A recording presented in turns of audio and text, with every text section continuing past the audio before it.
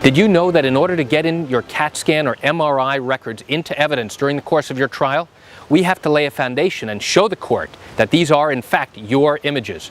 Would you like to learn what this is about? Come join me as I share with you this great information.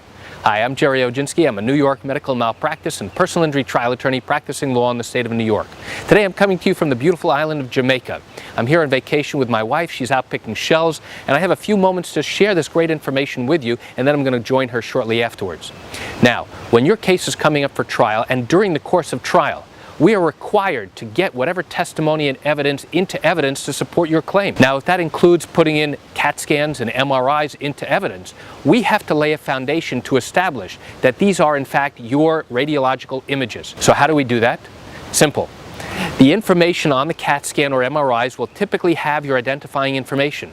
It will usually have your name, your medical record number, and usually some other identifying information. We also have to have a statement or a certificate from the radiology facility confirming that these are in fact accurate and complete copies of your CAT scan or MRI images, and they are in fact images of you. Now, what happens if that identifying information is not on there? Well, in all likelihood, the judge will not allow us to introduce that information into evidence. Why not? Because the jury will not know whether or not those images, the CAT scan or the MRI images, are in fact yours.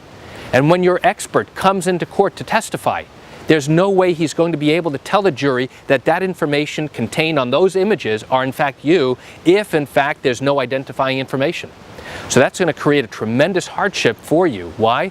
Because if you don't have the identifying information, and we have not laid the foundation that establishes that those CAT scan or MRI images are in fact yours, now there's going to be a tremendous problem getting that information into evidence. So why do I share this great information with you? I share it with you just to give you a quick insight and an understanding into what goes on into the litigation process in the state of New York, in an accident case, in a wrongful death case, and even in a medical malpractice case. Chances are you're watching this because you have questions or concerns about your own particular matter.